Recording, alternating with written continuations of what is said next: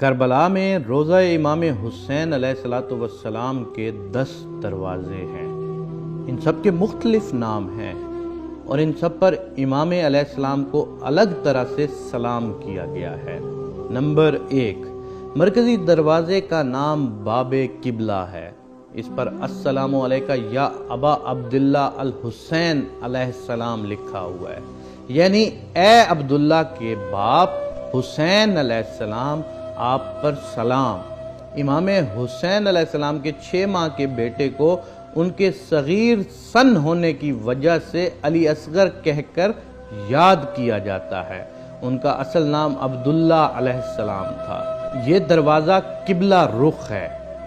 Number 2، اس کے ساتھ دوسرے دروازے کا نام باب الرجا ہے۔ رجا کا مطلب امید ہے۔ اس پر السلام علیکہ یا شفیع المذنبین لکھا ہوا ہے۔ مذنبین گناہگار یا قصور والے کو کہتے ہیں، یعنی قصور واروں کی شفاعت یا بخشش کروانے والے، آپ پر سلام۔ نمبر 3، تیسرے دروازے کا نام باب قاضی الحاجات ہے۔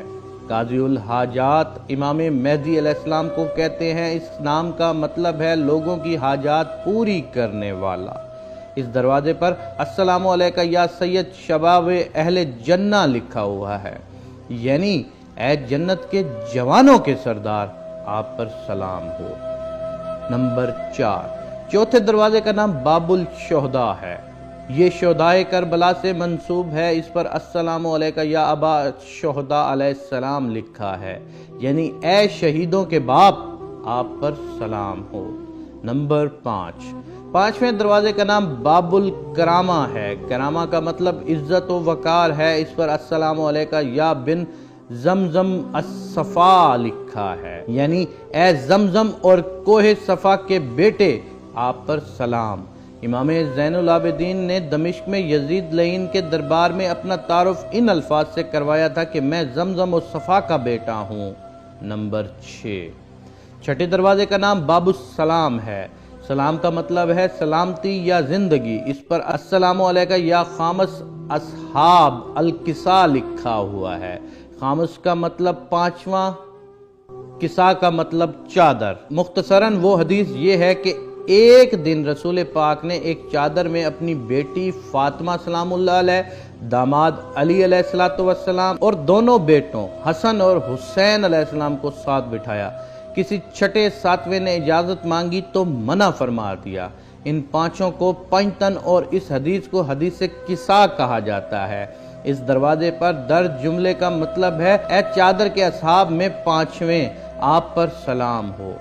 نمبر 7، 7ویں دروازے کا نام باب السدرہ ہے۔ سدرہ دیودار کے درخت کو کہتے ہیں۔ کچھ لوگوں کے خیال میں یہ بیری کا درخت ہوتا ہے۔ کسی زمانے میں اس مقام پر درخت لگا ہوا تھا اور زائرین درخت کی نشانی سے دروازے کو تلاش کرتے تھے۔ عباسی خلیفہ ہارون الرشید نے اس درخت کو کٹوا دیا تھا۔ اس پر السلام علیکہ یا بن سدرۃ المنتہا لکھا ہوا ہے۔